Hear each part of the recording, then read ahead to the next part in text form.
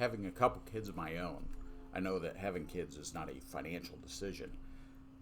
It's one that comes from a different place. Having said that, if you're about to have a child or you're thinking about having children, there's a few things that you should plan ahead of time in order to make sure that kids don't really screw up your financial plan. Expecting your first child can be a very exciting event, and the financial aspect of a child is probably furthest from your mind, particularly if it's getting really close. However, having a child means you will soon have a lot of responsibilities, including preparing for that new baby from a financial point of view. So while there's the nesting component, there's also got to be the nest egg component. A lot of new parents underestimate the cost of having a baby. And I've been doing this for a long time. And when we had our first, I underestimated how much it was going to cost us in terms of not just time, but also in terms of money. There's a few things to keep in mind as you're kind of getting ready for that having the child event. The first one is doctor's appointments during the pregnancy and after the baby's born are going to start to add up. And depending on your medical insurance situation, they can add up quickly. Normally, you'll take birthing classes. Those birthing classes are normally on top of, although covered by a lot of insurance plans, are normally on top of the additional charges that you're going to take. Maternity leave or paternity leave could impact your budget if the employer doesn't offer paid leave. And so taking a significant amount of unpaid leave is something that really needs to be planned for. Purchasing a stroller, crib, car seat, baby clothes, baby furniture, a lot of those things add up really fast. And some of them, like car seats, you can't buy used. Some of the other components, it's good to be able to get the hand-me-downs or to be able to get them from a thrift store or other location, because your kid's going to be in them for a matter of weeks and then they're going to be out, particularly with the clothes. And when you're looking at furniture and other things, to be able to buy a good set used may be able to get a lot more quality than buying a new set. Having said that, it's still a lot of money that's coming up. And saving up to cover any other unexpected expenses during that time, because kind of the combination of a lot of money going out coupled with potentially less money coming in because of a parental leave, if anything else happens, car repairs unexpected or home repairs unexpected, you may have to then dip into savings more than you had already planned for. So if you didn't plan for that little bit extra, you might find yourself in a pickle during that pregnancy time. The good news is, for the most part, you have 8 to 9 months to get yourself ready for the birth of your child, and that makes it easier to be able to assess and plan. Kind of chunk your way through acquiring some of those things that you're going to need. The easiest way to do it is to put aside a little bit every paycheck, particularly if you're planning to have children a little bit further out. Set aside a separate savings account and just start dropping $50, $100 a paycheck in there, and pretty soon you'll have enough so that when it comes time, you've got a little bit of a nest egg ready to go to be able to cover those expenses I just talked about. There's 5 other items to consider as well when you're planning the birth of your first child. The first one is to go over your current health care plan and figure out how much coverage you have. At least a dozen checkups, one every 2 to 3 weeks, are going to be required throughout the pregnancy. And that's if there's no complications. You should also go over your policy to see how you'd be covered in the event that you have to have a C-section, or there's other pregnancy complications, or premature birth, because those are going to be more expensive procedures.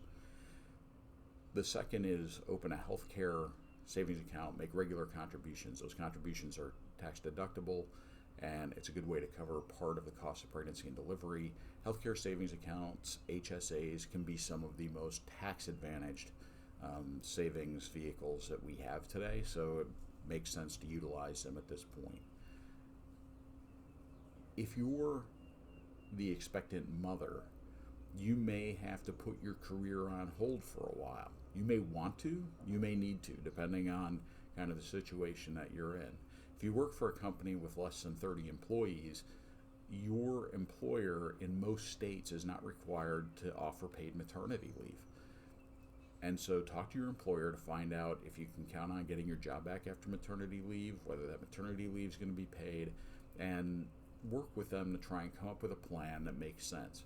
Some states have disability payments that are available to you during a maternity leave, as well as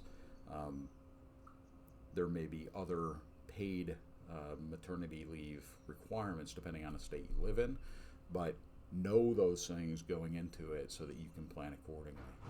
Number 4 is increase your income. Raising a child costs about $165,000 to $200,000 during the period from birth through high school. You should expect to spend between $8,000 and $10,000 that first year alone. And so saving money is necessary. And you might want to also look at ways to boost your income so that you have more going into it and more as you go through those 18 years worth of child raising, 19 years worth of child raising. And then there's, 4 other things that might be beneficial. One is disability insurance that covers any complications related to pregnancy, term life insurance in the event that you or your spouse end up passing away during the time that the child is growing. You're going to have a full call on all the income you have, and having some term life insurance, which is relatively low cost in the event of a catastrophic loss of one of the parents, is important. I'm not talking about term life insurance on the baby. That's not what life insurance is for, but life insurance on the parents is absolutely necessary. Looking at upgrading your health insurance. Some people, especially if you're in your 20s, may be on a plan that isn't really robust because you never use it. You're going to start using it now, particularly if you're moving over to family coverage. So, if you plan on scheduling all your appointments with the same folks, looking at a PPO, preferred provider option plan, makes a lot of sense. And it may be able to give you more coverage for the same cost, or more coverage for even less cost. The other one is 529 plans, which are college savings plans. The earlier you start, the more it compounds. And being able to put money away just a little bit is going to take away the sting of that college education 20 years from now. And that seems like a long time away, but it really isn't. If you just chunk a little bit in there every month, you'll be surprised how quickly that adds up. The other thing to keep in mind, so those were the kind of 5 big picture items to consider. The other one is avoid making mistakes on overspending on items you don't really need. Focus on upgrading healthcare and putting as much aside as money as possible.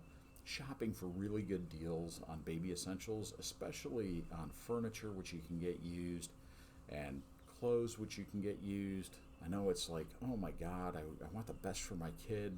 The best for your kid is not going to be the clothes that they're never going to remember that they're going to wear for 6 weeks before they outgrow them. The best for your child is putting some money away to make sure that they've got a college education without being saddled with a ton of student debt. So, kind of think about things in terms of what did you remember from your childhood, what did you remember growing up, and what would you have preferred your parents to do, and kind of spin it that way. So don't buy a bunch of unnecessary things. Instead, focus on putting money away and making sure that your health insurance and healthcare savings account are fully funded, so that if there is a problem, you're able to take care of it. Having a child is awesome. I've got 2 wonderful girls, and I wouldn't imagine life without them. But it's also a major life event and a major financial event. So make sure that you're ready for it and that it doesn't distract you from your drive to FI.